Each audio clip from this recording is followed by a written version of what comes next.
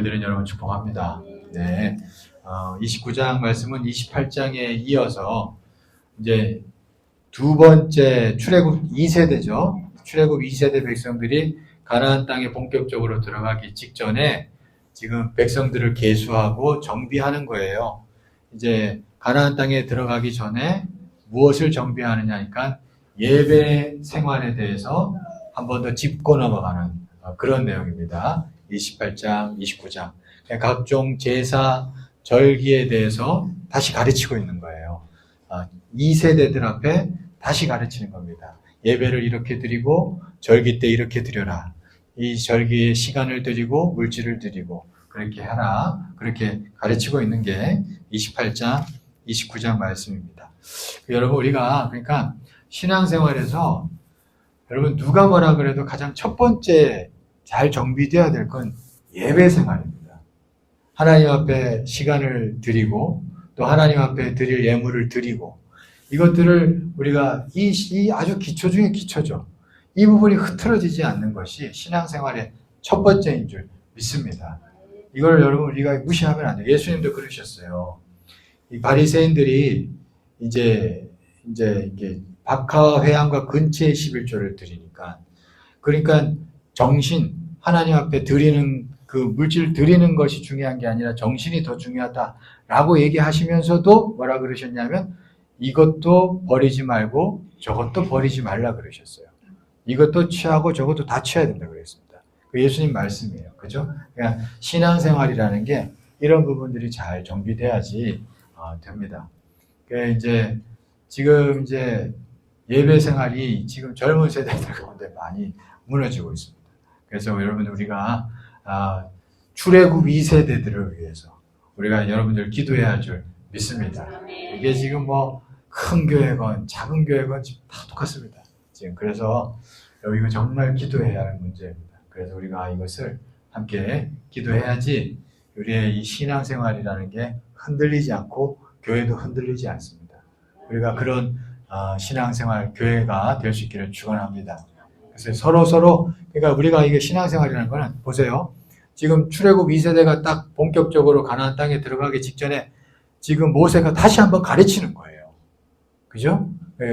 여러분들이 이제 젊은 세대들이 차차차 더 들어올 줄 믿습니다. 그럼 예배 생활에 대해서 하나하나 가르치셔야 돼요. 그럴 때가 올 줄 믿습니다. 여러분들이 신앙생활을 어떻게 하는지 아주 기초적인 거예요. 예배 생활, 헌금 생활 이런 것들을 가르칠 수 있어야 됩니다.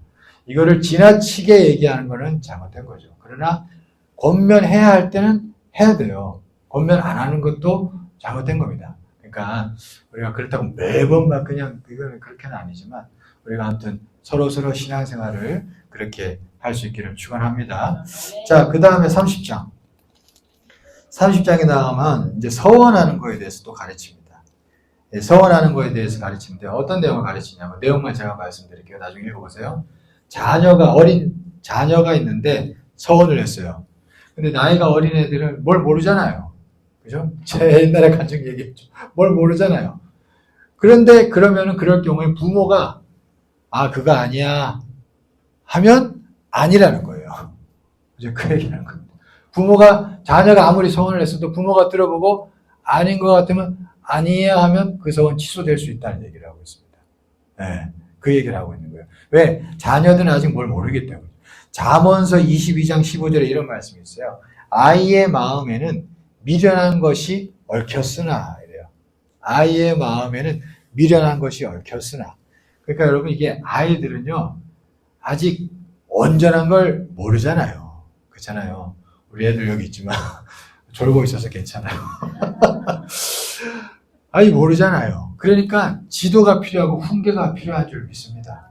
결국에는 그 책임이 부모에게 있는 거예요. 그러니까 부모가 아이에게 그러니까 요즘에 그러니까 교육이 잘못된 게 아이들이 모든 것들을 다 판단할 수 있다고 여기고 있어요. 그죠? 지금 그런 전제에서 교육이 이루어지고 있는 게 지금 공교육입니다. 근데 이게 지금 교회에도 이 물결이 들어오고 있는 거예요. 이게 인본주의거든요. 이게 인본주의예요. 이게 20세기부터 시작된 그 존 듀이라는 사람으로부터 시작된 인본주의입니다. 미국에서도 원래는 안 그랬어요. 근데 이게 20세기 특별히 1940년대 이후부터 미국들이 된 거예요. 원래 그 전에 미국도 안 그랬거든요. 이게 들어오면서부터 미국이 들어가니까 전 세계로 퍼져가지고 지금은 애들한테 뭐 인권 얘기하잖아요. 우리 애들도 인권 배워가지고 이거 인권 어쩌고 얘기하더라고요. 이게 안타까운 거죠. 그러면 제가 그거 아니야 하죠. 그거 아니야 하죠. 근데 그렇게 해야 돼요. 부모들이 또 어린 세대들이 그러니까 책임이 있기 때문에 오늘 서원 같은 문제도 아이들이 뭣도 모르고 서원하면 제 옛날에 저희 어머니가 그거 아니야 그랬다고. 근데 그게 성경적으로 맞거든요. 그거 아니야 그러면 아닌 거예요. 네, 그러니까 부모가 그러니까 잘 판단해서 그래서 부모들이 또는 어린 세대들이 그래서 우리가 자녀들에게 모든 매 사사건건을 다 이렇게 막 컨트롤하는 건 잘못된 거지만 잘 지켜볼 필요는 있는 거예요. 그래서 잘 지켜봐야 됩니다. 부모가 있는데 부모가 없는 것처럼 방종하면 안 되잖아요. 방임하면 안 되잖아요. 그러니까 잘 지켜보며 이건 알 땐 이건 아니야 하고 그럴 필요가 있는 거죠. 예. 물론 자녀를 노엽게 하면 안 되겠지만 성경에 나와 있듯이 그러니까 우리가 그렇게 해야 됩니다. 그게 오늘 뭐 말씀에도 잘 나타나고 그 다음에 또 이건 또 무슨 내용이 나오냐면 30장에 예를 들면 아내가 소원을 했어요. 근데 남편은 그럴 마음이 없어. 그러면 그 소원도 취소된다는 거예요. 이건 무슨 얘기예요? 부부가 한 마음이 돼야지 하나님 받으시는 거예요. 여러분, 이게 부부는 하나님의 일이라는 건 반드시 부부가 한 마음으로 돼야지 일이 진행되게 하시는 줄 믿습니다. 저도 그거 아내하고 사역하면서 살면서 그거 많이 느껴요. 제가 생각해서 이게 될 것 같았는데 가만히 보면 아내는 아직 생각이 거기 없어요. 근데 같이 어떤 날 마음이 딱 맞아지면 그 일이 딱 돼. 그거 많이 겪었거든요. 여러분, 하나님은 그렇게 일하시는 분인 줄 믿습니다. 그러니까 아무리 그냥 한 사람이 앞서서 딱 소원을 해도 한 사람이 아직 아니면 아닌 거예요. 그죠? 그걸 오늘 또 성경의 30장에서 말해주고 있습니다. 그래서 항상 부부가 서로 한 마음으로 움직이는 게 중요한 줄 믿습니다. 자, 그게 30장에 나타나고요. 나중에 또 읽어보십시오. 읽어보면, 여러분 이게 구절을 직접 읽어보는 거하고 저한테 설명 듣는 거하고 또 천지차예요. 구절을 읽어보면 한 문구가 나한테 막 쳐오고 막 그랬습니다. 그러니까 막 절절하고. 꼭 읽어보십시오. 자, 31장에서는 이제 미디안 얘기가 또 나옵니다. 미디안이 뭐냐 하면 발락왕이 모압 족속이고 이 미디안 족속은 발람이 미디안 족속인데 이 발람 거짓 선지자였죠? 네. 이게 하나님이 미디안을 치게 하셔요. 31장 2절 말씀 보세요. 31장 2절 같이 한번 읽어보겠습니다. 시작.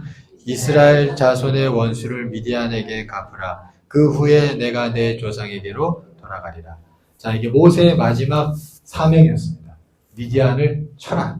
너희들을 속이고 너희들을 유혹해서 죄를 짓게 한 발람이 있는 그 미디안을 쳐라. 그러셨어요. 그리고 나서 8절 보세요. 8절 같이 읽어보겠습니다. 시작. 그 죽인 자 외에 미디안의 5왕을 죽였으니 미디안의 왕들은 에위와 레겐과 수르와 후르와 레바이며 또 부올의 아들 발람을 칼로 죽였더라. 자, 이렇게 하셨어요. 그러니까 우리가 혹시나 마귀에게 속아서 또는 유혹당해서 넘어질 때도 있고 죄를 지을 때도 있고 그렇죠. 그때 여러분 어떤 마음을 품어야 되냐면요. 마귀한테 저는 일을 갈아야 돼요. 내 자신에 대해서도 쳐야겠지만 내 자신을 또 너무 치면 죄책감에 사로잡혀서 또 죄책감에 더 채 빠질 수도 있어요. 정죄감에 사로잡혀서. 그러면 또 사람이 늪에 빠집니다. 이게 여러분 죄책감은 중요합니다. 그러니까 죄책감이 들 때 그 죄책감을 받아야 돼요. 그러면서 예수께로 가야 돼. 그래서 예수님이 나를 덮어주시는 줄 믿습니다. 믿어야 돼, 이거를. 믿어야 돼. 이게 복음인 줄 믿습니다. 믿어야 돼. 그럼 예수 앞에 난 정죄함이 없어. 예수님이 나를 붙잡아 주셔. 이걸 믿으셔야 돼요. 정죄감에 살아보면 또 마귀에게 참소하는 자라 그러면요. 마귀가 유혹도 하지만 마귀가 아주 나쁜 놈이에요. 이런 상황엔 이렇게 역사하고 이런 상황엔 이렇게 역사하는 거예요. 참소에 당하면, 아, 내가 죄인인데, 아, 어떡해. 아, 이거 결과가 이렇게 될 텐데, 어떡하지? 두려워. 아, 어떡해. 이게 또 속는 거예요. 그것도 잘못된 길로 가는 거죠. 그러면 안 돼요. 여러분. 그러면 안 됩니다. 그러니까 중요한 건 뭐예요? 마귀에게 놀아나면 안 된다는 것. 마귀에게 일을 가야 돼요. 마귀에게. 오늘 성경에 어떻게 보면 원수를 끝까지 물리치시는 하나님. 원수 마귀에 대해서 우리가 분명히 대적이라는 걸, 대적관이죠. 분명히 가지고 이 마귀와 내가 싸워서 이기겠다. 그런 마음을 가지고 나아가야 할 줄 믿습니다. 회개하고 난 다음에 혹시나 죄책감에 막 사로잡혀서 내가 막 침체의 늪에 빠질 땐 깨달으셔야 돼요. 이건 내가 지금 또 마귀한테 속고 있었구나. 그러면서 또 막 싸워야 돼요. 여러분, 그렇습니다. 예. 승리하는 여러분 되기를 축원합니다. 자, 아무튼 미디안을 쳐부시는 우리 하나님 얘기가 나오고요. 그 다음에 우리 32장으로 넘어가겠습니다. 32장, 여기 조금 이제 다룰 내용들이 있는데, 요단강 동쪽 지파들 이야기예요. 요단강 서쪽이 진짜 약속한 가나안 땅입니다. 요단강을 건너서 여리고성을 점령하잖아요. 요단강을 건너야 돼요, 원래는. 근데 요단강 건너기 전에 모압과 아모리 족속을 쳐부시고 땅을 얻게 되었는데, 이 땅이 요단 동편에 있는데, 이 땅을 누가 달라고 하느냐면, 르우벤 자손, 갓 자손, 그 다음에 므낫세 절반. 이 절반 자손들이 달라고 합니다. 그래서 모세가 처음에 화를 내요. 무슨 소리냐? 지금 저기 나가서 전쟁을 해야 되는데 너희들은 여기서 땅을 받아서 그러면 전쟁 안 하려고 그러냐? 그러니까 그건 아닙니다. 전쟁 가겠습니다. 했어요. 그래서 그래 좋다. 그래 땅을 주죠. 여러분 이제 여기서 보면은 한번 생각을 해보세요. 원래 약속의 땅은 요단강을 건너서예요. 그럼 여기 건너기 전에 땅을 미리 받는 거잖아요. 약간 좀 어떻게 보세요? 조금 속된 말로 하면 좀 얍삽한 것 같잖아요. 저 이런 말 써서 또 그러네. 죄송합니다. 또 약간 좀 그쵸? 좀 그런 것 같잖아요. 좀 사람들이 그게 좀 그런 것 같기도 하고 좀 약간 너무 급한 것 같기도 하고 그죠? 별로예요, 어떻게 보면. 근데 이 사람들이 이렇게 땅을 미리 얻고 난 다음에 강을 건너서 전쟁을 한다 해도 자기들이 이미 땅을 차지했는데 그렇게 열심히 전쟁하겠어요? 솔직히 잘 안 하죠, 열심히.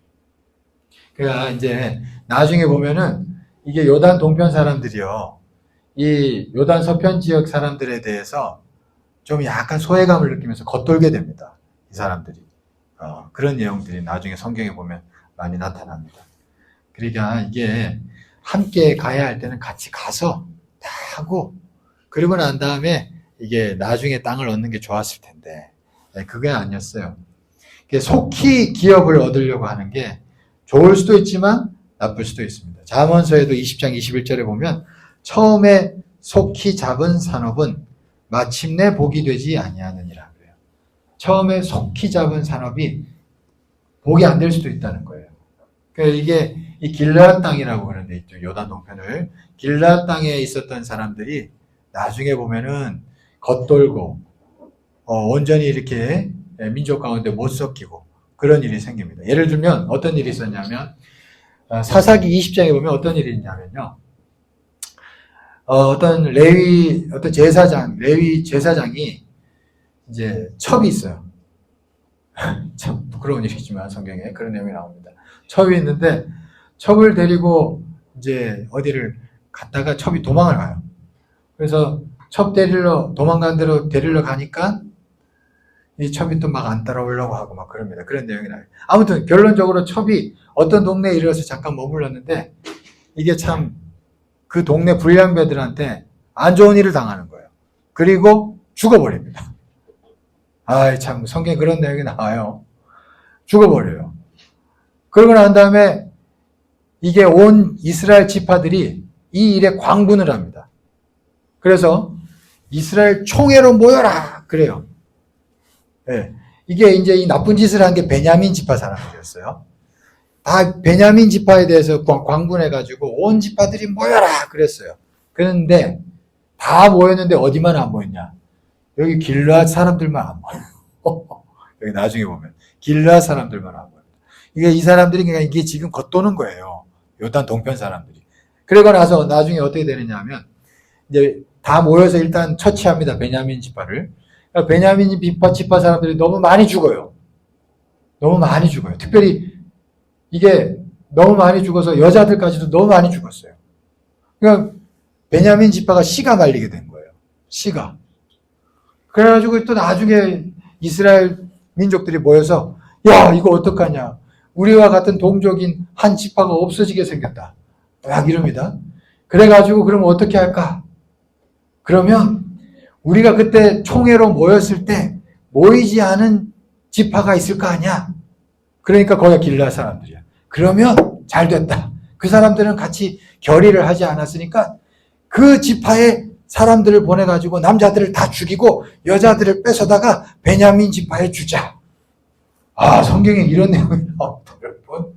그래가지고 베냐민 지파의 그 여자들이 모자라니까 길르앗 지파의 남자들을 다 죽여가지고 여자들을 주는 그런 일이 있어요. 자, 근데 아무튼 여기서 드리고 싶은 얘기는 길르앗 지파 이 사람들이 이쪽에 있는 요단 동편 사람들이 이게 이쪽에 서편 사람들하고 못 섞이는 거예요. 계속.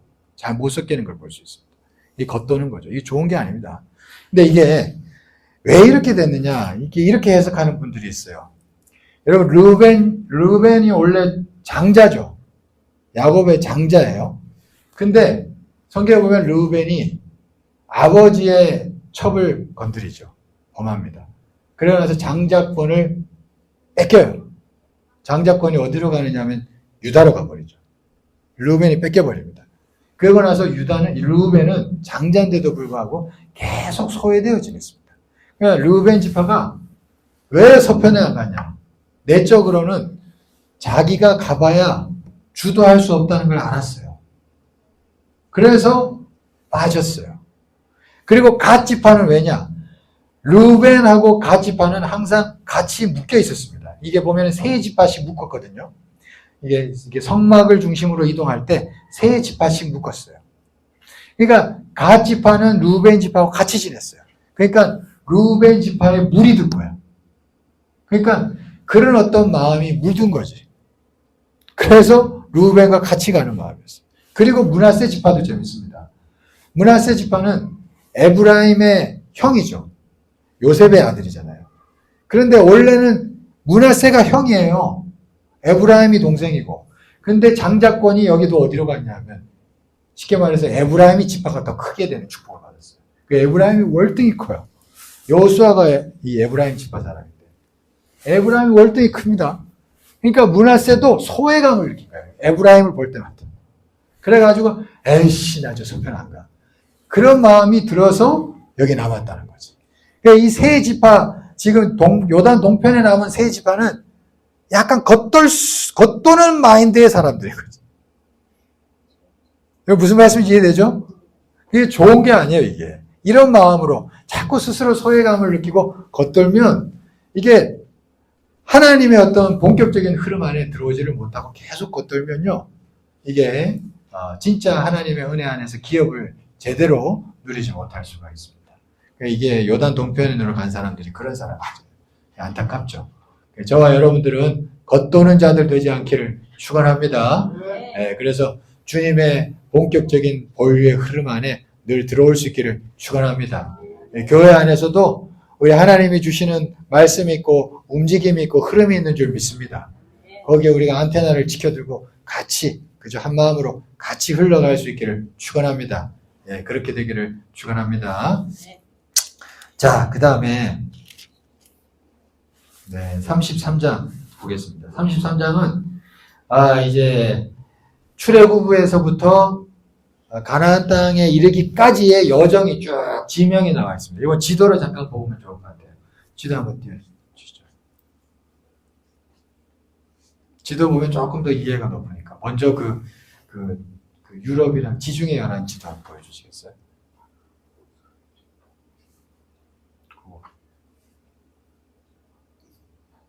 이게 안 빠져요?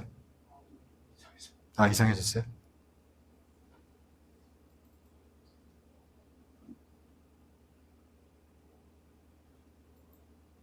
천천히.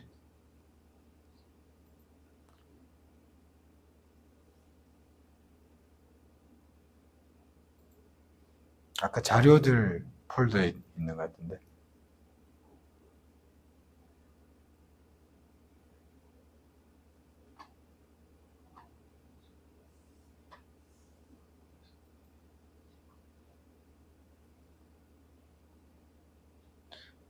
내려보다.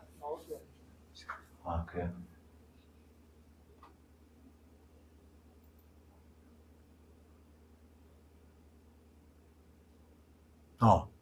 이게 흐릿하구나. 이게 확대는 안 되죠. 자, 이거 대충, 좀 돼요? 예. 자, 이게 보면은, 지도를 보면 조금 더 이해가 돼요. 이게 지중해고, 여기가 이스라엘이에요. 이스라엘이 이쪽이고, 여기 이제, 시리아, 여기가 이제, 구약의, 신약 시대 때 바울이 전도한 소아시아 지역. 여기가 안디옥이고, 이쯤이 다소일 거예요. 길리기아 지방, 다소. 여기가 안디옥. 여기가 이스라엘. 그리고 여기가 이제 애굽인데, 지금으로 말하면 에집트죠. 이게 시나이 반도로 해서 시내산이 이쯤에 있어요. 시내산. 이게 아프리카고, 아프리카에서 여기서 이제 애굽이 이집트인데, 여기서 이제 탈출해서 이쯤에 이게 홍해가 있고, 여기 시내산이 여기 있고, 이렇게 해서 이제 올라가는 거예요. 그리고 이제 여기가 이제 마게도냐죠. 지금 그리스 이쪽이죠. 그리스. 이게 소아시아. 지금으로 말하면 터키. 그런 분위기예요. 이제 대충 이제 느낌 오죠? 그리고 다른 지도 한번 보여주시죠. 자. 보시면, 이제 아까 그렇게 나왔던 데서, 여기 이제 출애굽 하는 거예요. 출애굽해서 이렇게 가서, 비아히롯. 여기서 이제 홍해 건너는 겁니다. 여기서 이렇게 내려와서, 여기서 이제 홍해를 건너요. 여기서 이렇게 건너서 이렇게 내려가는 거예요. 이게 마라 쓴물 있죠? 쓴물이 있었던 일. 이렇게 내려가서, 신광야에 이르러서, 여기가 시내산. 이제 여기서, 이제 십계명 받고 레위기 말씀 받고 여기까지 레위기예요. 그죠? 출애굽에서 여기서 레위기입니다. 레위기에서 이제 이렇게 민수기죠. 그죠? 이제 이렇게 올라가면서 민수기예요. 이제 쭉 이제 나오는 겁니다. 그리고 여기가 뭐냐 하면 에시온 게벨에서 이제 일로 가서 가데스바냐 12정탐꾼 여기서 이제 정탐한 거예요.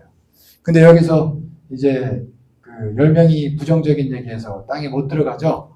그래서 도로 빠꾸. 그래서 가서 이렇게 빠꾸 하는 거예요. 다시 광야생활. 40년 이제 광야생활 하는 거예요. 그죠? 이렇게 40년 광야생활 하는 거예요. 이렇게. 여기서 이렇게 돌아서.